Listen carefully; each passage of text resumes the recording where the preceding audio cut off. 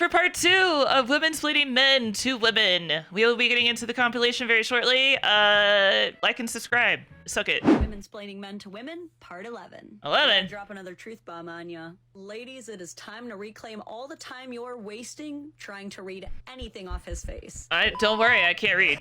It's fine. I can't read. It's okay. I can't see anyone's face. So it's also fine. Being blind is great, guys. What the fuck?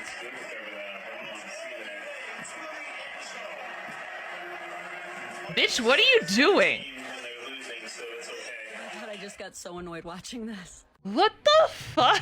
Girl, let people have hobbies. Like, it's fine for you to read an erotic, like, fairy fucking book, but, like, a man watches football for 4 hours once a week and it's a problem. I know she's trying to be funny, I know that. But I think most guys watching this know she's not joking.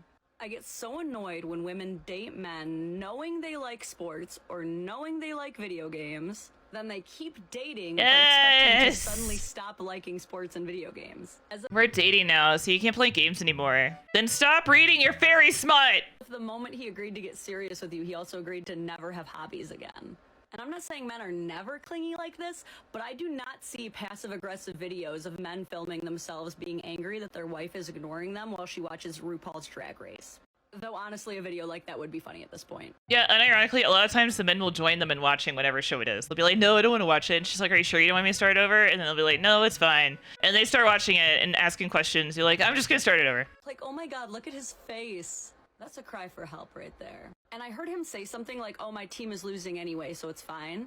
That's called a coping mechanism. I used to say shit like that to my bullies in high school who would mess with me as a way of making them think they're not winning. And she called it ignore your wife weekend. A football game is like 3 hours. If a man can't spend 3 hours a Is it just 3? I feel like they're longer sometimes. It depends. week ignoring his wife, what does he even have in this world? And stuff like this really messes with guys. See, when you first started dating, you tricked him into thinking that you would Racing sucks. Some things you can kind of fake an interest in, but also, like, if your man is, like, watching football, you can just play on your phone. sports are okay with him playing video games. And that brought him a lot of relief to know that you would be okay with that part of him. But this is one of those things that people think will just magically change after marriage. People really It's only those two things, too. If a man spent 4 hours reading a book, I wonder how many people would be upset. It's just sports and video games. Or golf. Yeah, golf is an issue, too. If you get a gym bro, okay, gym bros are kind of different, too. There is a little bit of a difference with gym bros, because they will literally go to the gym, like, multiple hours every single day. Like, they won't be home. trick themselves into thinking that marriage just changes things. If he didn't clean before the marriage, he's not going to clean after. And if he liked sports and video games before the marriage, he's not going to stop liking them. If he didn't clean before the marriage, he can clean after. Just like, dude, make chore charts. There's nothing wrong with chore charts. Chore charts are nice. I don't know why people don't take roommate principles into marriage. Because, like, if we have, like, a list of chores and it'd be like, chores that I typically do and chores that Seal typically does. And then, like, chores that need to be done but have no person assigned to them. Like, why do people not take roommate strategies or family strategies into marriage? But also, like, if he didn't clean before marriage, then just don't. I don't know, man. It's a hot take, but, like, you should clean. You should fucking clean. It's not that I expect you to just know what I want done, but, like, you should just do the dishes. After, the man you date is also going to be the man you're married to. And quite frankly, now he's going to be worried about you. Because you used to be okay with him having his own space and doing his own thing. And now you aren't. Now he's freaked out thinking, what is she even doing when I'm not with her? Just waiting for me to be with her? Can I even be my own man anymore? And what the hell is going on with the couch situation? My man is facing sideways to watch the TV? Why are you watching your TV sideways? Well, because, like, sometimes the living room layout is kind of wonky. Like, if we put the couch facing the TV, it would eat up so much space. Womensplaining Men to Women, part 11. I gotta drop another truth bomb on ya. Oh, Ladies, no. it is time to reclaim all the time you're wasting trying to read anything off his face. If you're trying to figure something out, and you go to his face for information, you will receive inconclusive data. They say men are I'm blind, so I don't have to worry about this. dogs, but in this way, men are more like cats. They do not show their pain. Your man could be under the most stress and anxiety of his life, and his face will look like this. Your man could be so euphoric and overjoyed, and his face will look like this. Oh, that's me. Those long silences could be anything. He might be trying to remember a word, or he might be reconsidering his entire life with you, but you're not going to be able to tell from his face.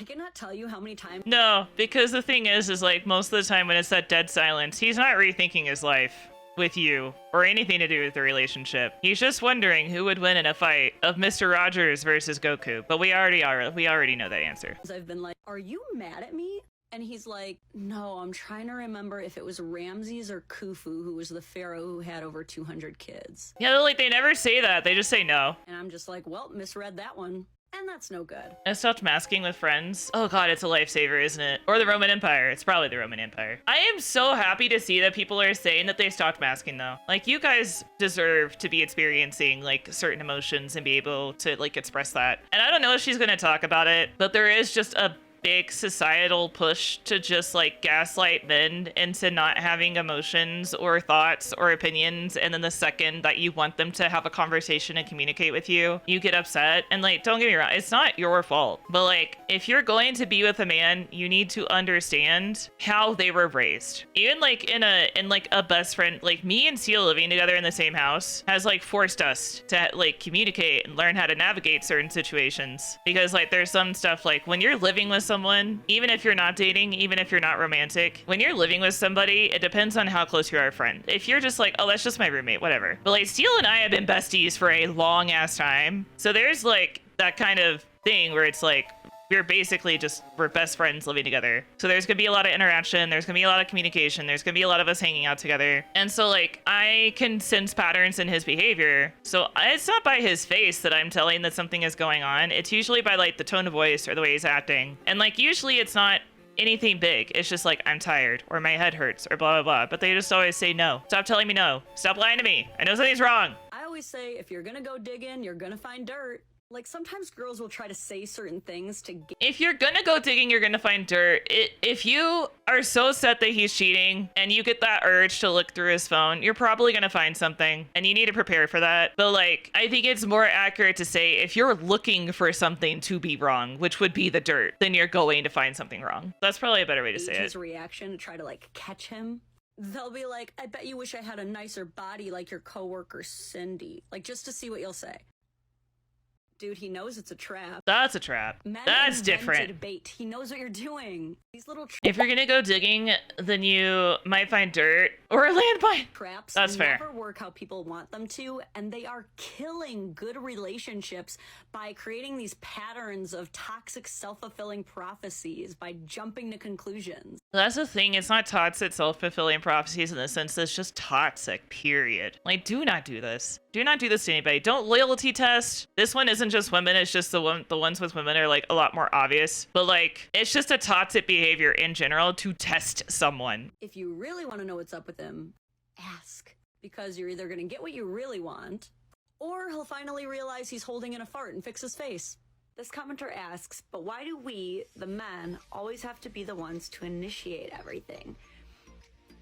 You know, good question. In my opinion, that is from society. It's like men have always been seen as the, well, okay, not always. Men have always been the pursuers, and we've always been like trained to be the dainty damsel in distress. And this one might sound a little bit more sad than I want it to, but it is kind of true. Women are raised to be fawns. And what I mean by that is we were raised to be present, obedient, timid, and quiet. Like, that's just the thing, is like women societally, I don't like talking about my part of it because like, it's just, that's why I'm saying both sides have it bad for different reasons. That's a fucking great question for the ladies. This is almost like one of those chicken and the egg questions. Like, did men become the pursuers because they liked it or because we like it? But I don't know if liking it has any, it's because men held the power. And I say that in a sense of like, women couldn't even have bank accounts until like what, the 1975, I think is the year. It's because men went to work, they made the money, they brought home the money. We were allowed to spend a certain amount of the money for certain things as they deem fit. But like, as far as like, and that just translates to everything. Men are the ones that ask us out. Men are the ones that pursue us. Men are the ones that initiate sex. Men are the ones that make the money. Men are the ones that like tell us what to do, where to go. And like, there is a Christian aspect to it too, where it's like Christians, you know, it's like the husband is the one that's closest to God. It's kind of rough. You don't have to hate women to appreciate men. spoiler alert, Womensplaining episode 19. Men like being pursued too. They like Men do like being pursued, and that's totally fair, and that's totally valid. Although some men will get fucking pissed at you if you do it. That's the thing. being told they're cute. They like being asked out. They really like it when you take their hand and pull them away somewhere private. Having been both the chaser and the chased at some point in my life, I can say there are pros and cons to both. I do like that shift though, where now we as women are starting to pursue men. Because like soft, sweet boys are getting the treatment they deserve. People on Twitter don't like that logic. That's totally fair. There's definitely a certain thrill to the chase, as they say, but it comes with a lot of baggage. After all, as the pursuer, you are the only one who carries the risk of rejection. And it can be a lot to be the only one dealing with it over and over and over again. And if you tend to want to be pursued, you do get to be in a cozy spot when it happens because you end up being the final gatekeeper. However, that also leaves you up to getting mad slept on because you're never showing your cards or telling people what you want. This conversation in general is really hard to have. Something I learned with a friend like in the last couple of years is sometimes it's just best to have someone else ask. And not like, hey, do you like me or whatever. It's like, ask someone how they tend to do their relationships. Do they like being pursued or not? Do they like romance or not? And like that kind of stuff. Because like someone I know got put in a really shitty position because they had a really like they were into somebody and the person had even told like flat out told people like, oh, if I like someone, I'm just gonna tell them. Like, I don't wait around, I don't pussyfoot, I don't blah blah blah blah. And instead of that advice and knowledge being used, the person still tried. And while that's not the worst thing in the world, and like it still kind of worked out in the end, at least like there's still a friendship there, that person got their heart crushed when it could have been avoided. This one in particular is just a really difficult conversation to have, and it's just different between people because like there's a percentage of men that if you propose to them, they will break up with you or they will get really upset. And then there's a percentage of men who wouldn't care. And then there's a percentage of men that probably want that. That's why I think for the cat and mouse thing to really work, both sides need to initiate to some degree. And honestly, ladies, after everything we've been through with the whole Me Too movement and everything, we actually have to start stepping up and initiating more. Because good men need a really clear, hard, loud green light before they are going to try anything. I wouldn't say that this is after the Me Too movement. I wouldn't blame the Me Too movement. I just think the Me Too movement brought a lot more awareness to what not just women can suffer, but what men can suffer too. But like, I do think the Me Too movement brought a lot of light to things, and I think it brought up the conversation of consent and what it should look like. And it is wild to me how many people think that like the absence of a no is a yes. And that's the biggest thing that people needed to learn. I'm not discrediting the fact that like it does make people more cautious, more concerned, and more scared. And you almost have to sign a contract before you sleep with somebody. And like, it's one of those things where like, you can only be hurt so many times before you start taking a lot of precautions. If you love getting what you want, being in control, and letting your consent be known, real easy way to do that is you initiate it. Womensplaining Men to Women, part 13. Okay, so low-key, your man doesn't exactly want you to know this, but he also kind of does. He loves the tea. If you found out one of the single soccer moms on your kid's team slept... I wish the men in my life... No? Okay, that's correction. Why Steele doesn't love the tea. Pisto and Super do, and that's enough. With a ref, low-key, he would love to hear about it.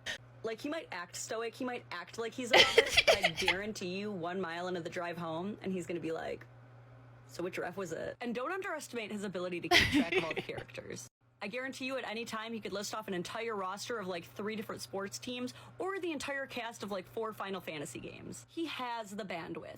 I don't care how manly he is. I don't care if he's 200 pounds of solid muscle with a beard past his man steaks. Okay, I think Steele is okay with listening to it, but like, Steele isn't gonna dish with me, if that made sense. Even if he's a lumberjack, an absolute lumber snack. Lumber snack is actually really cute. But she's great. Okay, now me and Steele like drinking tea. I got it taken care of before they have even mildly begun to figure it out. But rest assured, they will figure it out. Now, we all occasionally fly by the seat of our own pants.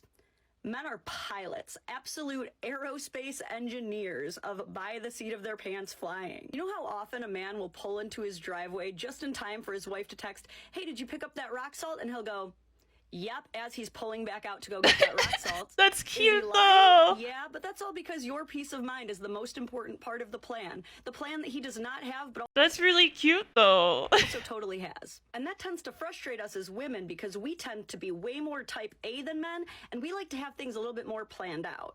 But people confuse men Again, neurodivergent. not having a plan with not being prepared, and those are two different things. Ironically, the I've way done men that before. do prepare is by preparing for nothing to go according to plan. You know, the one thing us women don't plan for. So you'll notice that when we are getting frustrated because nothing's going according to plan, he's taking it like a champion because he never planned for anything to go right in the first place. Therefore, it's all going according to plan. It's actually kind of annoying how men have not figuring things out all figured out. Womensplaining Men to Women, episode 16. That's fair. So, if it feels like your man is ignoring you or is mad at you because He hates you. He wants to divorce you. He wants you out of his life. He's gonna throw you off a cliff. he's just kind of staring off, he might just be lost in his nothing box. Oh yeah, the nothing box. See, men do this thing where they accidentally transcend the space. That's an option too. And we call it their nothing box. I will just have a list of things. Steele wants to plan a route, though. He's like, all right, this thing is on this end of town, this thing is on this end of town, and this is in the center. So we're gonna do it this way. And I'm like, okay, but I want boba first. He's like, but that's on the other side of town. I'd be like, yeah, but I plan things by experiences. It's like, all right, doctor's appointment, coffee from Dunkin' Donuts, lunch, and then boba on the way out. He plans them by where they are on the map, and I hate that. I understand it, but I hate it. It's something that he wishes he could do on purpose because it's actually quite peaceful, but he knows that it's going to happen right before you're about to tell him something really important instead. So instead of getting mad at him for Also, I don't want to drive for an extra 30 minutes. It's only like an extra 15. Suck it up. unintentionally achieving a state of dharma, here's what The to do difference the is next time you traffic. see him just reformatting. It's actually a lot like sleepwalking. You don't really want to interrupt it or anything. So instead what you can do is just kind of like leave a message on his chest or just kind of like put it in his hand or something. He'll figure it out. Next level of your relationship unlocked. You're welcome. Womensplaining Men Part 17. Raise your hand if you are a woman and you believe that men expect praise for doing work. I don't think they expect it, but they would like it. They would like it very much. Yeah, it's a pretty common misconception, but let's be clear. Men do not expect praise Yeah. for anything. In Right. fact, they're almost always super thrown off when they receive Let's tell it. him he's a good That's why boy. when you compliment a man, Tell him he's a good instead of boy. being happy like you might expect, he might look confused or even mad like he thinks you're messing with him. So I think this misconception that men are expecting the praise actually comes from the fact that women are always the ones telling other women to praise their men when they do chores to motivate them to do more chores. And that's really annoying to hear, right? Because it's not like we're getting parades thrown in the street every time we do stuff. I think it should be extended though. Because, like, here's the thing. There's that level of expectation is the issue. I'm expected to do the dishes, and I don't get a thank you for it. If Steele does the dishes, he doesn't expect to be praised for it, but it would be nice. And I can do that to make him happy as a person. Because as a person, you should just be treating your friends nicely. However, I don't typically get thank yous in my life because it's expected of me. And it's like, well, you just did what people expected you to do. And it's like, you know, you get someone a gift and it's like, oh my God, thank you. But you clean up after dinner at your parents' house when you're visiting and it's an expectation. So they don't thank you. They're like, oh, I don't have to do the dishes now. And that's it. So just like, I think both sides should praise each other more. I think especially like, I like seeing people's reactions when they come home and things are like taken care of. That's like my best thing. That gives me dopamine. But what I've realized is that women who are telling you these things, who are experienced with living with and working with men, are not doing it as some like 1950s Pavlovian dog training. It's just because they've known men long enough to see how strongly they react to appreciation. Basic acknowledgement just hits men different. Like, look at this, for example. If someone were to thank you as a woman for vacuuming the living room, you'd either take it as being passive-aggressive, like it's expected of you, or it would just feel like nothing because we receive way better compliments all the time. No, I would just be like, oh yeah, no problem. Okay. And I go about my life. And I just, man. Like, girl, the other day I went to buy wine and the lady who ID'd me called me movie star famous. What did I do to deserve that? I think I might be ugly, chat. I don't get that treatment. Men are not having these experiences. Neither am I. The way I think is through alternative activities. You make me food, then I'm doing the dishes. Yeah, that's fair. As long as it's related, because I have heard the excuse of like, well, I mean, I took you to get coffee. And I'm like, yeah, but I didn't know that was a thank you. Or like, yeah, I brought you home food. Like, I didn't know that was a thank you though. Like, if I like spend all day cleaning the house or like doing something and Steele knows about it, he'll ask me, he's like, oh, do you want me to pick you up anything on the way home? Or like, oh, I'll go grab you a drink. Cause like I almost always want a drink. Told how cute their hair is or how cute their top looks on them. Here's the big thing. It's not. I didn't even get when I got my hair cut, I didn't even get a compliment. Someone just, like, the infusion lady was just like, oh, did you get your hair cut recently? And I was like, yeah, that was it. I think I'm just ugly. That men expect praise for doing work. It's that they're sick of being told what they did wrong She'll eternally thirsty. That's why I get IV fluids. when they do work. Look, I'll tell on myself real quick. I used to never cook. My husband did all the cooking. And if I so much as heated up SpaghettiOs on the stovetop, my husband would thank me for cooking. That is so silly, and yet it made me feel good, and it made me want to learn how to cook better. And Yeah, see, like, he said thank you, and you didn't take it passive aggressively. I'm a great cook now. So I want you to stop looking at giving your man accolades as babying him or putting yourself down.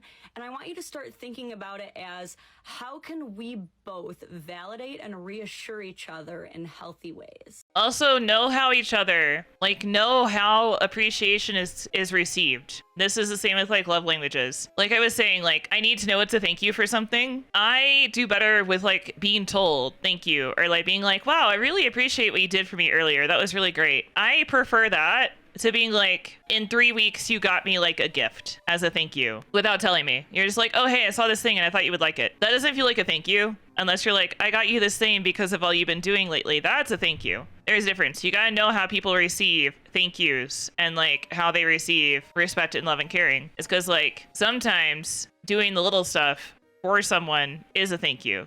It just depends on the person. Can't build an empire without lifting each other up. And you can't say, well, this is how I show my appreciation, because what matters more is how you receive appreciation. Because that person is never going to feel appreciated unless you're appreciating them in a way that they can recognize and feels good to them. It's the same with love languages. The recipient is what matters. You wouldn't give someone a gift that they didn't like when you know there's something equally that takes the equal amount of effort that they would love even more. That is like so important, is knowing how someone receives it, because the way you show it is important, yes, but you can't expect someone to just take that and not like put in effort to do it in the way that they need it to be done.